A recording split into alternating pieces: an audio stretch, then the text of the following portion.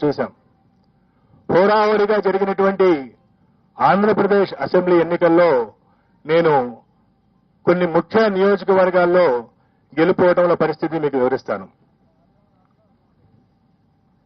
ముఖ్యంగా Bharatiya Janata party alliance లో భాగంగా 10 అసెంబ్లీ స్థానాలు 6 పార్లమెంటు స్థానాలని తీసుకోవడం జరిగింది.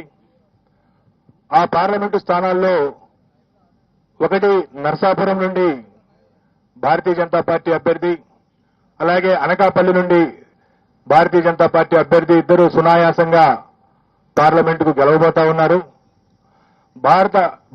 భారతీయ జనతా పార్టీ రాష్ట్ర అధ్యక్షురాలు మాజీ కేంద్ర మంత్రి శ్రీమతి దగ్గుబాటి పురంధరేశ్వరి గారు రాజమండ్రి నియోజకవర్గంలో గట్టి పోటీ ఎదుర్కొంటున్నారు. ఫలితం 15-20 వేల మధ్యలో ఉండే అవకాశం ఉంది. గెలుపుకి ఓటమికి సమాన అవకాశాలు అక్కడ ఉండేటువంటి పరిస్థితి. అలాగే రాష్ట్ర మాజీ ముఖ్యమంత్రి శ్రీ నల్లారి కిరణ్ కుమార్ రెడ్డి గారు రాజంపేట నుండి పోటీ చేస్తున్నారు. వారు ఈసారి ఎన్నికల్లో ఓటమి చవి చూడబోతా ఉన్నారు.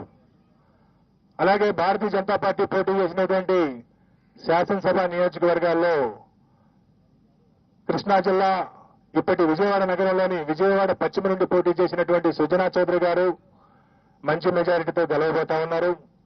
కైకలూరు నుండి పోటీ చేసినటువంటి మాజీ మంత్రి శ్రీ కామినేని శ్రీనివాస్ గారు గెలవబోతా ఉన్నారు. అలాగే విశాఖపట్నం నార్త్ నుండి పోటీ చేసినటువంటి విష్ణుకుమార్ రాజు గారు కూడా గట్టి పోటీ ఎదుర్కొంటున్నారు.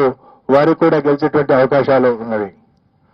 తర్వాత జనసేన 21 స్థానాలు పొందినటువంటి జనసేన 21 అసెంబ్లీ